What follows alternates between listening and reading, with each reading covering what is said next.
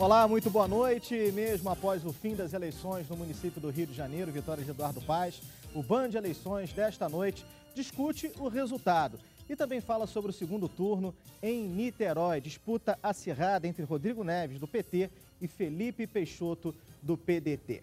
Ao meu lado, para debater esse e muitos outros assuntos, Geraldo Tadeu, cientista político. Muito boa noite. E aqui do meu lado esquerdo, sociólogo, professor, cientista político da UFRJ, Paulo Bahia. Boa noite.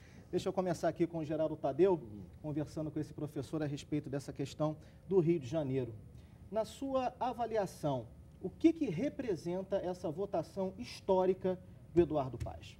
Olha, eu acho que representa um novo momento na política do Rio de Janeiro. Eu costumo dizer que nós passamos da fase do pós-brizolismo, estamos na fase do pós-brizolismo, né? Porque até o último mandato de César Maia, a gente pode dizer que todos os prefeitos e até governadores que passaram pelo Rio de Janeiro passaram pela escola brizolista. Vamos citar aí Marcelo Alencar, César Maia, Antony Garotinho, Rosinha Garotinho, Venesteira de Garotinho.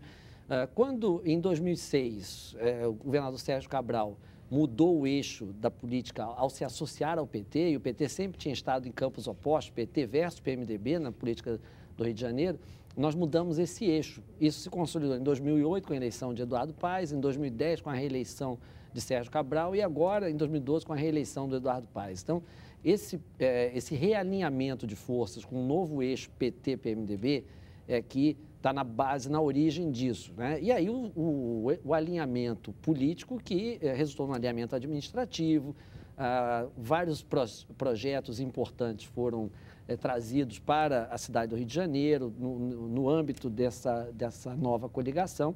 Então, isso é um fator importante. O governo Eduardo Paes, muito bem avaliado, 65% dos cariocas aprovavam esse governo, ele teve 65% dos votos válidos, porque 65% dos cariocas aprovavam, né? E, finalmente, uma grande competência política na costura dessas alianças, né? Então, o prefeito Eduardo Paes obteve o apoio de 20 legendas, a legenda do PMDB em mais 19. Isso faz muita diferença numa campanha eleitoral, com uma nominata grande de vereadores na rua pedindo votos, mais tempo de televisão. Então, conjunto de fatores favoráveis que explicam essa vitória histórica. Paulo Bahia, professor. Eu endosso o que o Tadeu falou e associo a ideia de que o Rio de Janeiro se reinventou, né, Tadeu? Há um momento de autoestima coletiva, a cidade trabalha na direção de se autovalorizar, de ser uma cidade do mundo e se considerar uma cidade do mundo e estar se preparando para ampliar a sua influência, não apenas no Brasil, como no contexto internacional. Isso não é em função apenas das Olimpíadas, nem da Copa do Mundo, nem da Jornada da Juventude.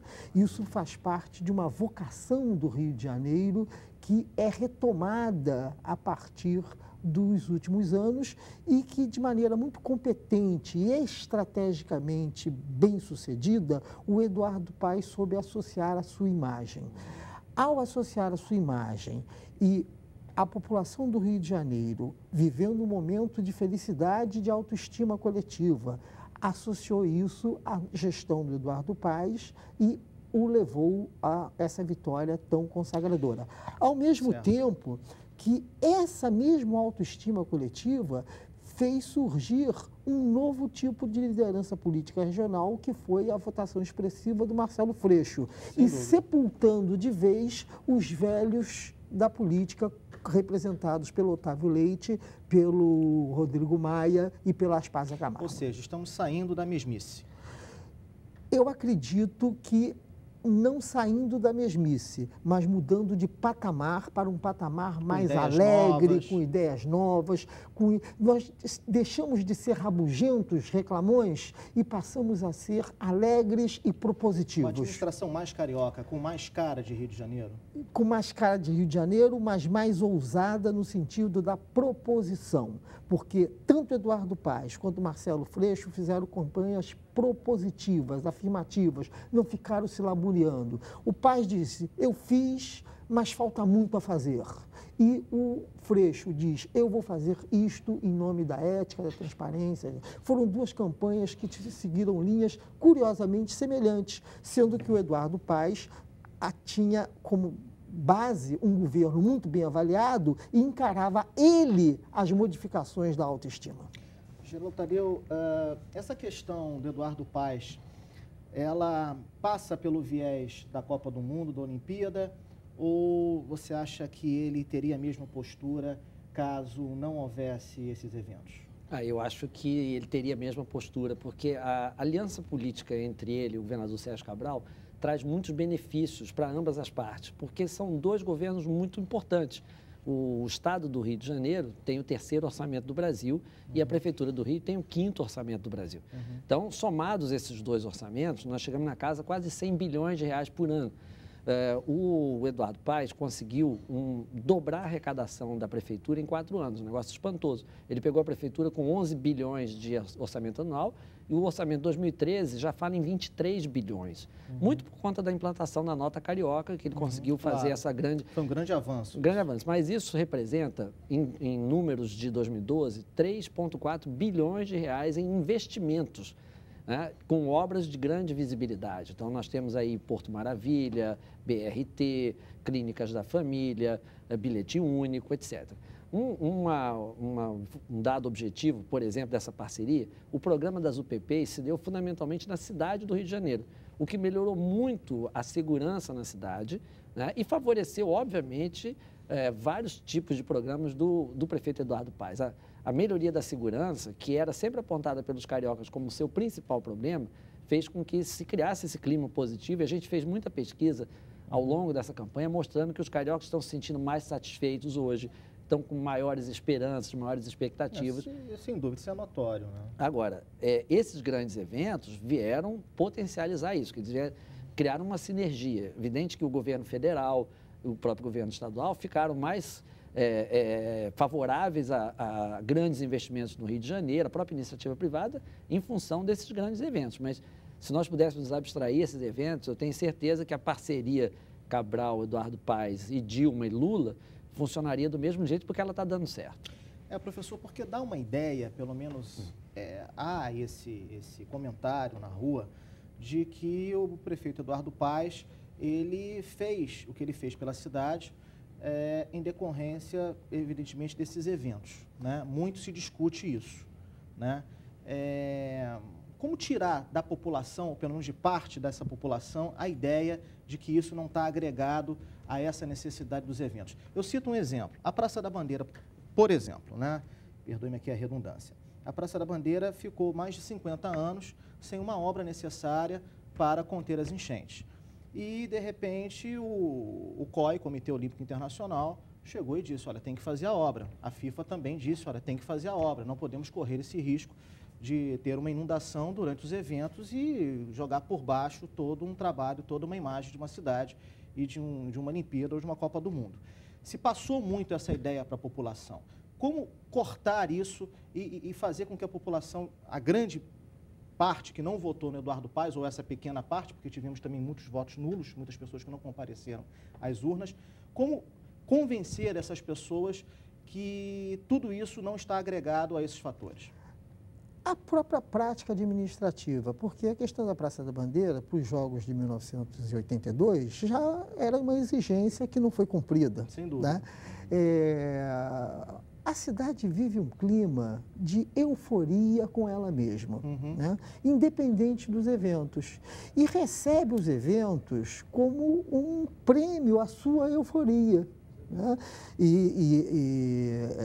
Isso, não é o inverso, não são os grandes eventos que estão gerando esse processo. Esse processo iria ocorrer em função do eixo, tão bem definido pelo Geraldo Tadeu na análise anterior. Ao mudar o eixo, necessariamente a cidade começa a se agitar, a produzir, a fazer e a criar expectativas de que mais eventos aconteçam. Nós hoje sediamos muitos eventos que não são grandes eventos, mas somos hoje uma grande cidade do chamado turismo de negócios, né? Muitos seminários, muitas feiras estão acontecendo como aqui no Rio. Nunca viu na história do Rio de Janeiro. Então, você tem o Rio de Janeiro como foco de atração de muitas atividades em função dessa questão.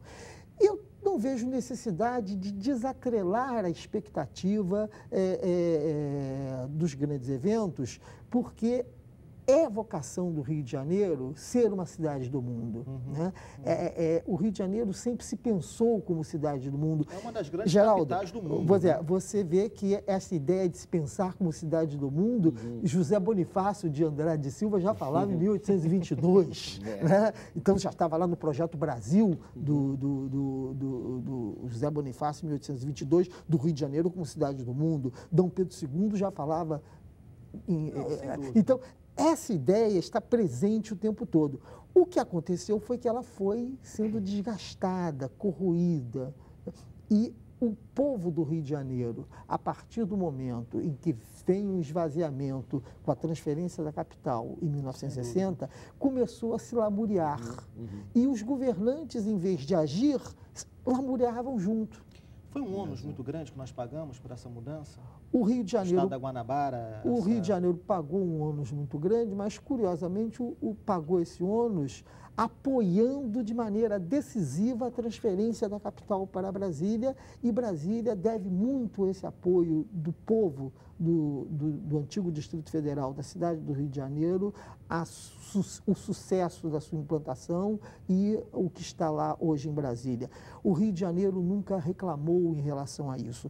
Não houve compensação. Por exemplo, quando você pega a Alemanha, Bonn deixa de ser a capital da Alemanha e Berlim passa a ser a capital da Alemanha, são 400 anos de compensação para que Bonn tenha uma nova vocação como cidade. O Rio de Janeiro reencontrou sua vocação com rapidez. O fato de termos um número excessivo de votos nulos e pessoas que não compareceram às urnas? Não, nós tivemos um aumento pequeno no número... Mas é um percentual que, dentro da expectativa que estava sendo feita, frustrou um pouco, não? Não, é natural. É natural. Toda vez que uma campanha eleitoral mostra, através das pesquisas, que há um candidato muito na frente, há uma desmobilização geral. Esse é o grande viés, esse é o grande detalhe. O Eduardo Paes conseguiu voto tanto no subúrbio quanto na Zona Sul. Justamente. Ele quebrou esse paradigma de ser um candidato apenas mais voltado para a Zona Sul, para regiões mais favorecidas. Ele conseguiu atingir realmente essa outra parte. Esse é um diferencial. E mesmo na zona eleitoral em que ele perde, que foi a Laranjeiras, Conde Velho, a diferença é pequena. Sim. Bom, vamos a um rápido intervalo comercial. Daqui a pouquinho estamos voltando para debater o resultado das eleições do município do Rio de Janeiro. E daqui a pouquinho vamos falar também sobre o segundo turno em Niterói. Até já.